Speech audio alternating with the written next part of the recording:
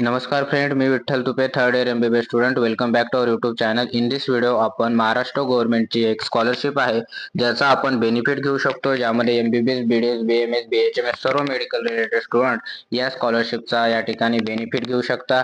100% या ठिकाणी correct information मी provide केलेली आहे. त्याचप्रमाणे मी मेडिकल फील्डमध्ये असल्यामुळे माझ्या कॉलेजेसमधील काही स्टुडंटला, त्याचप्रमाणे इतरही कॉलेजेसमधील काही स्टुडंटला जे माझ्या कॉन्टॅक्टमध्ये आहेत, ज्यांनी या स्कॉलरशिपसाठी अप्लाय केलेले आहे, त्यांना या ठिकाणी ही स्कॉलरशिपचा बेनिफिट भेटलेला आहे. त्यामुळे जर तुम्ही या व्हिडिओला शेवटपर्यंत बघितले तर तुम्हाला कळेल की प्रोसेस काय आहे, कुठली स्कॉलरशिप आहे, त्याचप्रमाणे ही स्कॉलरशिप भेटण्याचे किती % चान्सेस आहे, हे सर्व पॉईंट्स मी या व्हिडिओमध्ये डिस्कस केलेले आहे. त्यामुळे व्हिडिओला शेवटपर्यंत बघावे, जेणेकरून कुठल्याही प्रकारचे कन्फ्युजन तुम्हाला राहणार नाही. आणि हा व्हिडिओ स्पेसिफिक त्या सर्व स्टुडंटसाठी आहे ज्यांना खरंच 1 लाख रुपीज खूप जास्त आहे ती अमाऊंट, आणि त्या अमाऊंटमुळे त्यांना ॲडमिशन प्रोसेससाठी हेल्प होऊ शकते. त्याचप्रमाणे इन फ्युचर मेडिकल कॉलेजमध्ये आल्यानंतर या मोठ्या अमाऊंटचा फायदा त्यांना होऊ शकतो. त्यामुळे या स्कॉलरशिपसाठी अगोदर, ॲडमिशनच्या अगोदर आपल्याला कुठल्या प्रोसिजर करावं लागतात, काय कुठल्या डॉक्युमेंटची गरज असते, जे आपल्यापाशी अगोदरच असायला हवे, जेणेकरून वेळेवर आपल्याला या स्कॉलरशिप घेण्यापासून कुठलाही प्रॉब्लेम यायला नको.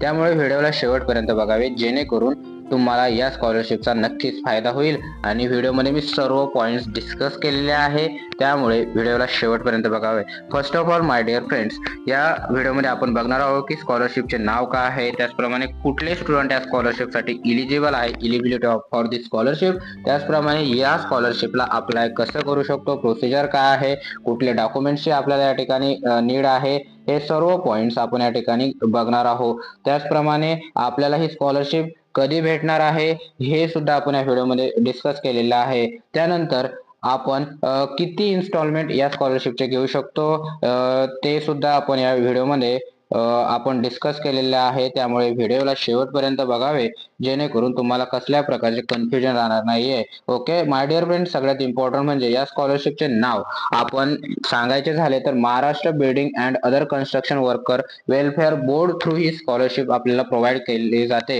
हे जे मंडळ आहे, हे जे बोर्ड आहे, हे गव्हर्नमेंट ऑफ महाराष्ट्राच्या अंडरमध्ये येते. त्यामुळे ही गव्हर्नमेंट ऑफ महाराष्ट्राची स्कीम आहे, महाराष्ट्र कामगार व इतर बांधकाम कामगार कल्याणकारी योजना. तर आपण या साईटवरती जाऊन ही यासाठी इलिजिबिलिटी क्रायटेरिया चेक करू शकता. सगळ्यात पहिले या स्कॉलरशिपसाठी आपल्याला बांधकाम कामगार नोंदणी करावी लागते. हा सगळ्यात महत्वाचा पॉइंट आहे. बांधकाम कामगार नोंदणी जी आहे, आपण आपल्या पॅरेंट्सच्या नावावरती करायचे असते. यामध्ये आपले फादर किंवा मदर या दोघांच्या नावावरती आपण ही स्कॉलरशिपचा बेनिफिट घेऊ शकतो. यांची आपल्याला या ठिकाणी बांधकाम कामगार मध्ये नोंदणी करावी लागते. ओके, सगळ्यात पहिले आहे. आणि जर तुमचे बांधकाम कामगार कल्याणमध्ये नोंदणी असेल तर प्रत्येक वर्षी आपल्याला या ठिकाणी नूतनीकरण करावं लागते, रिन्युअल करावं लागते. ओके, हा सगळ्यात पहिला इम्पॉर्टंट पॉइंट आहे या स्कॉलरशिपसाठी, की आपल्याला नोंदणी करायची आहे. ओके, आणि नोंदणी वगैरे ह्या गोष्टी खूप सोप्या आहेत. तुम्हाला ज्यावेळेस तुम्ही गावामध्ये राहत असेल तर तुम्ही त्या ठिकाणी ग्रामपंचायत मध्ये जाऊन सुद्धा या ठिकाणी इन्फॉर्मेशन घेऊ शकते. सिटीमध्ये राहत असेल तर तुमच्या ठिकाणी तहसीलच्या ठिकाणी असो किंवा नगर परिषदेच्या ठिकाणी असो, त्या ठिकाणी जाऊन तुम्ही या स्कीम बद्दल इन्फॉर्मेशन घेऊ शकता. त्यासाठी आपण ऑनलाईन सुद्धा नोंदणी या ठिकाणी करू शकतो बांधकाम कामगारसाठी. ओके, आणि जर तुमच्याकडे या ठिकाणी नोंदणी अगोदरच केलेली असेल तर तुम्ही या ठिकाणी ऑनलाईन नोंदणी करू शकता. ओके, तुम्ही तुमच्या गावच्या ठिकाणी जाऊन या स्कीम बद्दल इन्फॉर्मेशन काढू शकता, याच्याबद्दल माहिती घेऊ शकता. ग्रामपंचायत, नगर परिषद या ठिकाणी जाऊन, तहसीलच्या ठिकाणी जाऊन या स्कीम बद्दल तुम्ही माहिती घेऊ शकता. ओके, सगळ्यात पहिलं आपल्याला या ठिकाणी नोंदणी करायची आहे. त्यानंतर नोंदणी झाल्यानंतर जर तुमच्या अगोदर नोंदणी असेल तर त्या ठिकाणी प्रत्येक वर्षी रिन्यू करायची असते. आणि या ठिकाणी मी सांगितलेलं आहे की कामगार नोंदणीसाठी कोण इलिजिबल आहे, कुठले डॉक्युमेंट्स या ठिकाणी आवश्यक आहे. तर या ठिकाणी नोंदणी पात्रता निकष बघा, तुम्ही या ठिकाणी रीड करू शकता. की 18 ते 60 वर्ष वयोगटातील बांधकाम कामगार या ठिकाणी नोंदणी करू शकतात. इम्पॉर्टंट पॉईंट म्हणजे हे जे आहे आपल्या पॅरेंटसाठीची इन्फॉर्मेशन आहे. ओके. त्याचप्रमाणे मागील 12 महिन्यांमध्ये 90 दिवसांपेक्षा जास्त दिवस बांधकाम कामगार म्हणून काम केलेले असायला हवे. आणि तुम्ही या ठिकाणी ज्या वेळेस तुम्ही नोंदणी करायला जासाल तर 100% सर्व लोक या ठिकाणी नोंदणी करू शकतात. आणि जे माझ्या कॉलेजेसमध्ये किंवा इतर कॉलेजेसमध्ये सर्व मॅक्झिमम लोकांनी नोंदणी या ठिकाणी केलेल्या आहे. तुम्हालाही कसल्या प्रकारची अडचण या ठिकाणी नोंदणी करताना येणार नाहीये.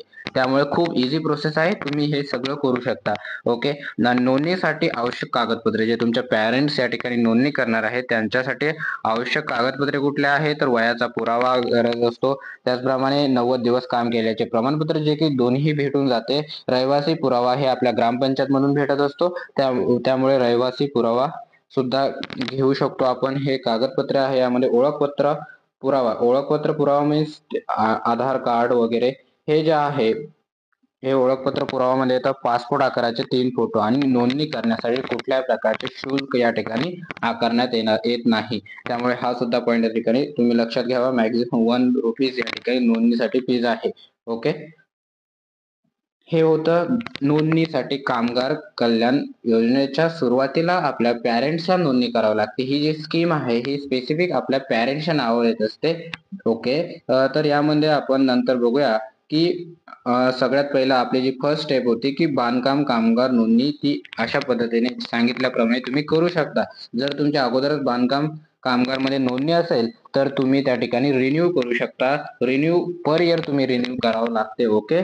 त्यानंतर या फ्रंट पेजवरती या साईट वरती गेल्यानंतर फ्रंट पेजवरती या ठिकाणी तुम्हाला कामगार म्हणून या ठिकाणी शो होईल. तर यामध्ये गेल्यानंतर तुम्ही अशा पद्धतीने कामगार मध्ये गेल्यानंतर तुम्हाला 2 त्या ठिकाणी साईट दिसतील. ज्यामध्ये पहिलं तर कामगार नोंदणी म्हणून असेल आणि दुसरं म्हणजे कल्याणकारी योजना म्हणून असेल. तर त्या कल्याणकारी योजनामध्ये खूप साऱ्या स्कीमचा फायदा आपण आपले पॅरेंट्स या ठिकाणी घेऊ शकतात. या ठिकाणी वेगवेगळ्या स्कीम दिलेल्या आहे. सामाजिक सुरक्षा स्कीम, आरोग्यविषयक स्कीम आणि अदर सुद्धा खूप साऱ्या स्कीमचा फायदा आपण त्या ठिकाणी घेऊ शकतो. ओके. आणि सगळ्यात महत्वाची जी स्कीम आहे, ज्या स्कीमचा आपल्याला फायदा घ्यायचा आहे, आपल्याला स्कॉलरशिप घ्यायची आहे, यामध्ये शैक्षणिक फीजचा आपल्याला शैक्षणिक स्कॉलरशिपचा आपल्याला फायदा घ्यायचा आहे.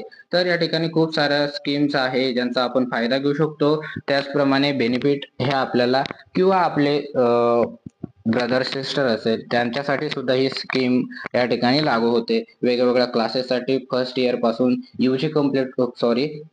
फर्स्ट क्लास पासून युजी कम्प्लीट होईपर्यंत खूप साऱ्या फॅसिलिटीज, खूप सारे बेनिफिट्स आपल्याला स्कीम थ्रू भेटत असते. आपल्याला सगळ्यात इम्पॉर्टंट म्हणजे वैद्यकीय पदवीकरिता या ठिकाणी स्कॉलरशिप भेटत असते. ₹1,00,000 एवढी स्कॉलरशिप भेटत असते. आणि माय डिअर फ्रेंड्स, प्रत्येक वर्षी पर इयर ही स्कॉलरशिप आपल्याला भेटत असते. ओके. आपण या ठिकाणी अप्लाय करू शकतो आणि प्रत्येक वर्षी आपल्याला ₹1,00,000 ही स्कॉलरशिप भेटत असते. यासाठी आपल्याला काही इम्पॉर्टंट गोष्टी आहे ज्या माहिती असायला हव्या. त्यामध्ये गेल्यानंतर आपण ऑनलाईन रजिस्ट्रेशन या ठिकाणी या साईट वरती इथे गेल्यानंतर तुम्ही रजिस्ट्रेशन करू शकता. ऑनलाईन रजिस्ट्रेशन साठी हा आपल्याला फॉर्म फिल करावा लागतो. तुम्ही हा फॉर्म बघू शकता. ओके. त्यानंतर डॉक्युमेंट्स कुठले गरजेचे असतात तर माय डिअर फ्रेंड्स, यांनी सांगितल्यानुसार आपल्याला प्रिव्हियस इयरला जे 12th झालेले आहे त्या ठिकाणी SSC HSC च आपल्याला मार्कशीट सर्टिफिकेटची गरज असते. त्याचप्रमाणे जे प्रेझेंट इयर आहे, तुम्ही आता फर्स्ट इयरला ऍडमिशन घेसाल त्यानंतर त्या ठिकाणी गेल्यानंतर तुम्हाला कॉलेजकडून बोनाफाईड भेटत असते. त्या बोनाफाईडची गरज या स्कॉलरशिपसाठी आपल्याला असणार आहे. ओके. तर मी तुम्हाला या ठिकाणी डॉक्युमेंट सांगतो की SSC बोर्डची आपल्याला मार्कशीट, त्याचप्रमाणे बोर्ड सर्टिफिकेटची गरज असते. Okay. This is our first requirement for documents. Okay. त्यानंतर सेकंड म्हणजे आयडेंटिटी प्रूफ, आपलं आधार कार्ड. या ठिकाणी आधार कार्ड, आपल्या पॅरेंट्सचे आधार कार्ड, त्याचप्रमाणे स्वतःचे स्टुडंटच्या आधार कार्डची या ठिकाणी गरज असते. ओके. आयडेंटिटी प्रूफ झालं. त्यानंतर कॉलेजकडून आपल्याला काही डॉक्युमेंटची गरज असते. या ठिकाणी कॉलेज बोनाफाईड ओके बोनाफाईडची गरज असते. त्याचप्रमाणे कॉलेजकडून आयडेंटिटी कार्डची जे आपल्याला भेटत असते त्याची सुद्धा रिक्वायरमेंट आपल्याला या ठिकाणी डॉक्युमेंट्समध्ये असते. ओके, ह्या झाल्या 3 इम्पॉर्टंट गोष्टी. त्यानंतर राशन कार्ड ओके ची सुद्धा आपल्याला गरज असते. हे सुद्धा सगळ्यांकडे हे सर्व डॉक्युमेंट जे आहे सगळ्यांकडे या ठिकाणी अवेलेबल होते रजिस्ट्रेशनसाठी. त्यामुळे कुठल्याही प्रकारचा प्रॉब्लेम असा नाहीये की हे डॉक्युमेंट्स आपण कुठून घेऊ. तर हे कॉलेजकडून बोनाफाईड सुद्धा ऍडमिशन नंतर आपल्याला भेटून जाते. आयडेंटिटी कार्ड सुद्धा आपल्याला कॉलेजकडून नंतर भेटून जाते. आणि या स्कीममुळे कुठल्याही प्रकारच्या अदर स्कीमसाठी प्रॉब्लेम येत नाहीये. हे आपल्या पॅरेंट्सच्या नावावरती स्कीम आपण घेऊ शकतो. परंतु सर्व लिगल प्रोसिजर करूनच ही स्कीमचा तुम्ही फायदा घ्यायला हवा. ओके, तर हे काही डॉक्युमेंट्स आहे त्याचा तुम्ही तुमच्याजवळ आतापासूनच तयारी करून ठेवायला हवी. तुम्ही अगोदरच जर बांधकाम कामगार नोंदणी केली तर तुम्हाला नंतर ऍडमिशन झाल्यानंतर लवकरात लवकर या स्कीमचा फायदा घेता येईल. तर या ठिकाणी तुम्ही ऑनलाईन रजिस्ट्रेशन तर प्रोसेस काय आहे की सगळ्यात पहिलं नोंदणी करायची आहे. ओके, त्यानंतर जर नोंदणी असेल तर रिन्यू तुम्हाला करावं लागणार आहे. या ठिकाणी फर्स्ट रजिस्ट्रेशन, सेकंड मध्ये जर तुमच्याकडे अगोदर असेल तर पर इयर तुम्हाला या ठिकाणी रिन्यू करायचे आहे. या ठिकाणी कुठल्याही प्रकारची फीज गव्हर्नमेंट घेत नाही. ओके, हे सगळ्या दोन्ही प्रोसेस ह्या ऑनलाईन होते. त्या साईट वरती जाऊन तुम्ही ऑनलाईन या प्रोसेस करू शकता. ओके, हे आपल्या पॅरेंट्सच्या नावावरती करावं लागते. ओके, थर्ड नंबरचं जर तुमच्याकडे दोन्ही नोंदणी झालेलं असेल किंवा रिन्यू तुम्ही केलेलं असेल तर थर्ड नंबरला आपण या ठिकाणी रजिस्ट्रेशन करायचे आहे. ओके, रजिस्ट्रेशन साठी सुद्धा महत्वाचे पॉइंट्स मध्ये इलिजिबिलिटी क्रायटेरिया काय आहे की कॅप राऊंड थ्रू ऍडमिशन व्हायला हवे. कॅप राऊंड थ्रू ऍडमिशन या ठिकाणी आपल्या असायला हवे, सगळ्यात महत्वाचं आहे. आणि सगळे गव्हर्नमेंट किंवा गव्हर्नमेंट ऍडेड कॉलेजेस असायला हवे. ओके, हे सुद्धा एक महत्वाचा पॉइंट या ठिकाणी आहे. नोंदणी करायची आहे, रिन्यू करायचे, रजिस्ट्रेशन आपल्याला करायचे आहे. स्टुडंट साठी आहे कॅप राऊंड थ्रू ऍडमिशन व्हायला हवे. त्याचप्रमाणे गव्हर्नमेंट किंवा गव्हर्नमेंट ऍडेड कॉलेजेस मध्ये आपलं ऍडमिशन असायला हवं. कॉलेजकडून आपले बोनाफाईड भेटायला हवे. त्याचप्रमाणे आयडेंटिटी कार्ड आपल्याला कॉलेजकडून नीडेड असते. ओके, हे झालं रजिस्ट्रेशन. रजिस्ट्रेशन केल्यानंतर आपण या ठिकाणी जे कामगार कल्याण ऑफिस आहे, हे कामगार कल्याण ऑफिस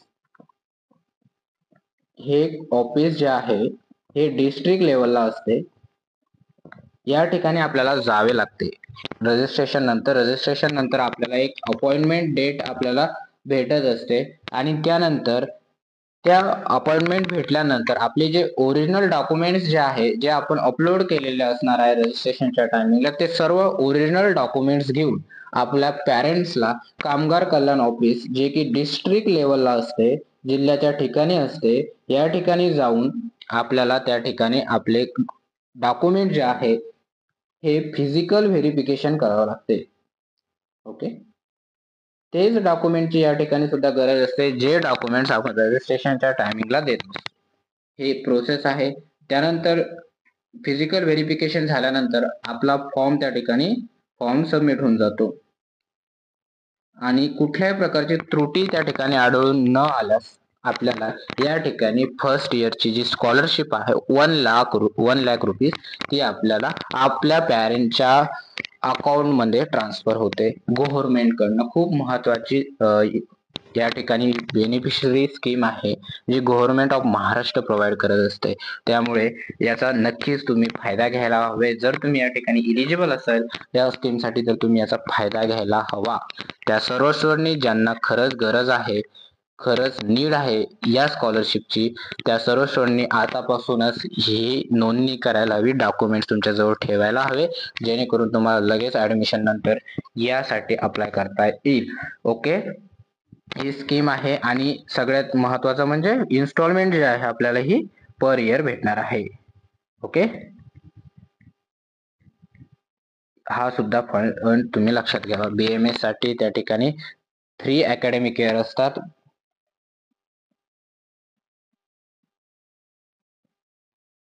तर या ठिकाणी तुम्ही 3 इन्स्टॉलमेंट घेऊ शकतात. MBBS साठी तुम्ही या ठिकाणी टोटल 4 इन्स्टॉलमेंट्स घेऊ शकतात. ओके, मीन्स MBBS मध्ये तुम्हाला 4 लाख रुपीजचा स्कीम टोटल MBBS कम्प्लिशन मध्ये तुम्हाला भेटू शकते. BMS मध्ये तुम्हाला 3 लाख एवढी फायदा, एवढा बेनिफिट स्कीमचा फायदा तुम्ही घेऊ शकता. आणि नक्कीच हे सर्व प्रोसेस एकदम इझी आहे. तुम्ही याचं रजिस्ट्रेशन करायलाच हवे. आणि मला विचारसाल तर या ठिकाणी 100% चान्सेस आहे तुम्ही या स्कीमचा फायदा नक्कीच घेऊ शकता. आणि जर तुम्हाला खरंच हा व्हिडिओ इन्फॉर्मेटिव्ह वाटत असेल, तुम्ही शेवटपर्यंत हा व्हिडिओ बघितला असेल, तर नक्कीच तुम्ही चॅनलला सबस्क्राईब करायला हवे. Thank you so much. Okay.